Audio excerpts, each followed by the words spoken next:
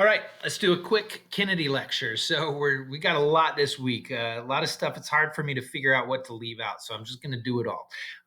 So we're going to start with Kennedy and his program, which was called the New Frontier. I'm going to do this really quick because what I'd like you to spend more time with is LBJ, Vietnam, and the Great Society. It's going to be more consequential, but we got to transition from Eisenhower to LBJ, and that is President Kennedy.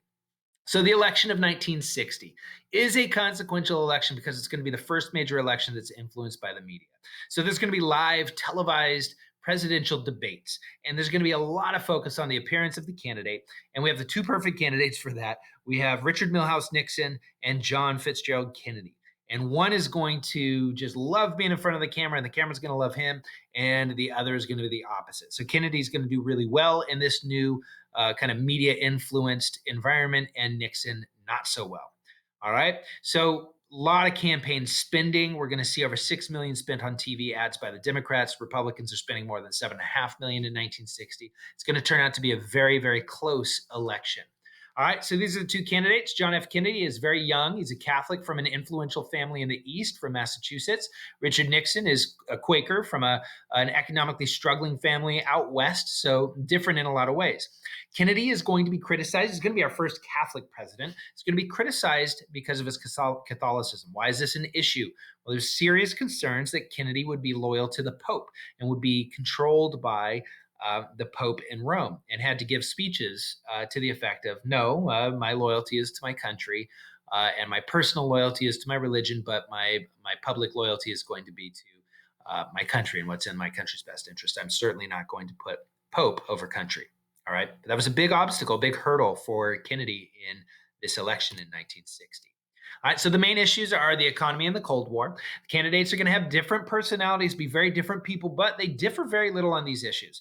Both of them are going to paint themselves as Cold Warriors, although Nixon kind of has more credibility in that realm. Both of them are going to argue that they are determined to stop the spread of communism. Okay, so a lot of similarities between these two. Kennedy's going to place emphasis on the threats that he perceives from the Soviets. He's going to really talk a lot about Cuba. I'll do a separate about 5-10 minute thing on the Cuban Missile Crisis. He's going to be concerned about a missile gap, thinking that the Soviets are out producing us, thinking that we've become complacent and we need to get the country moving again. One of the reasons he takes this approach is because his opponent had been the vice president.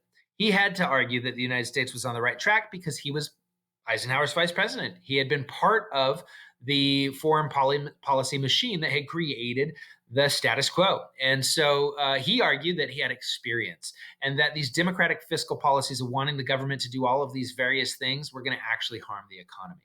Right. So these are kind of the wedge issues. This is going to end up being one of the closest elections in United States history. Kennedy's going to win by under 200,000 votes. So look at that number. 119,000 votes separates the two candidates. That is insanely close in the popular vote realm. So a few thousand votes in a handful of states could have swung the election to Nixon. All right, so keep that in mind. Kennedy comes into office, and the country's just kind of enamored with him, and he just kind of captures the public's imagination. He's optimistic. He's young. He's got this young family.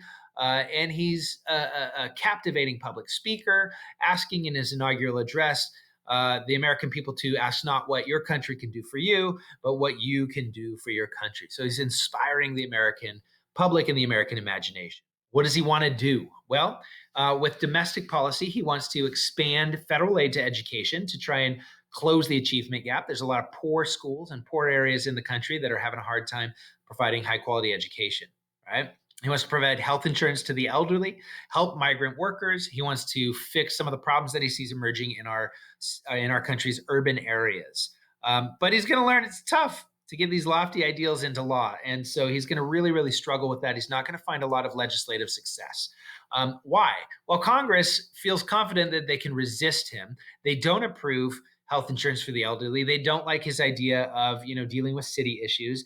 And they don't want the federal government to get more involved in the spending on education at a local level. They think Congress says that should be controlled by local governments. And the reason they feel so able to resist him and his ideas is because he barely won the presidency. They felt that they could follow their own interests because the voters had not given Kennedy a clear mandate. They weren't going to lose their voters. Most of their voters probably voted for Nixon. It was that close, right? So he lacked what's called a mandate. And you're going to see when you look at the LBJ video that LBJ is going to win decisively in 1964, and that's going to give him and the Democrats a mandate and make sure that they have the political capital to get all of this stuff done. All right. So some of his successes, he used deficit spending. He was a fan of New Deal deficit spending to strengthen the economy. He's going to hire women to hold important positions.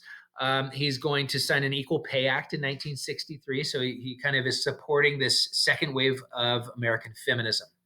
All right, his approach to the Cold War, or what happens during the Cold War, he wants to get involved in Latin America. He feels Latin America is ripe for communist revolution, and he did not want to see that happen.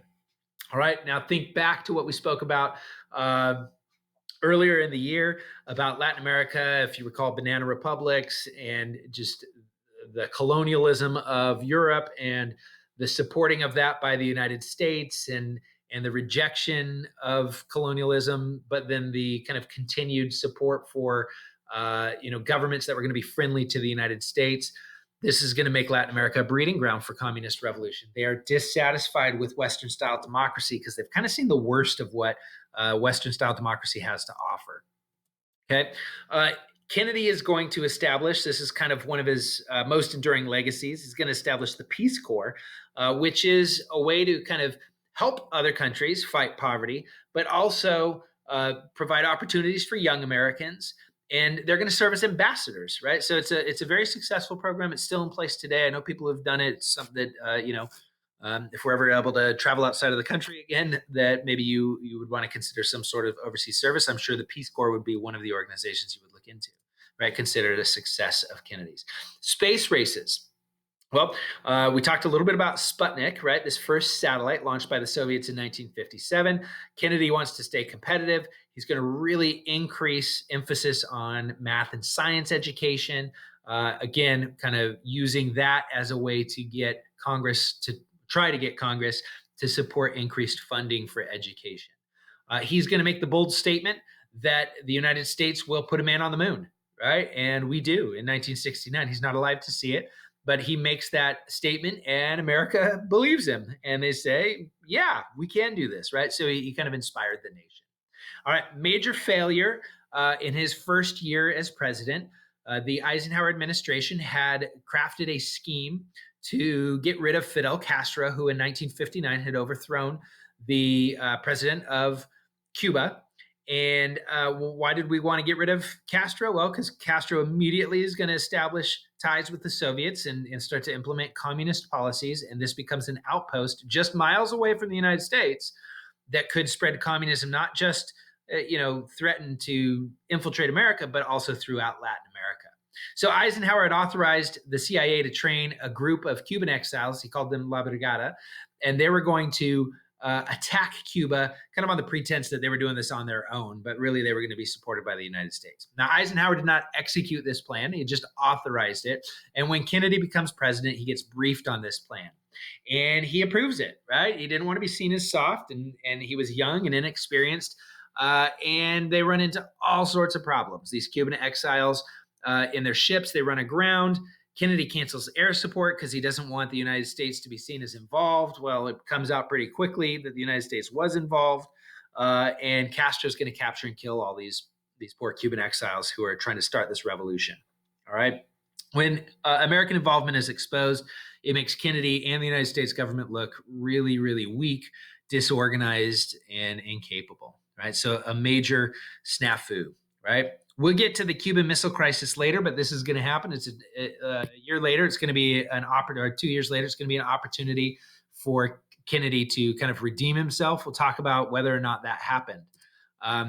Let's end here, though, because his presidency is short-lived. When on November 22nd, 1963, he's assassinated in Dallas, Texas, by a guy named Lee Harvey Oswald. Conspiracy theories abound. The Supreme Court Chief Justice Earl Warren heads up an investigation and concludes that Oswald was the lone assassin. Something you can still find people who want to talk about that today. Okay. We'll talk about the Warren Court. Warren Court is a fascinating court. All of these decisions of the 1950s and 60s are going to be decided basically by this group of guys right here. But I will save that for another day. We will keep this one short. And I would suggest now you go on to LBJ, Great Society, and Vietnam. All right. Have a good day.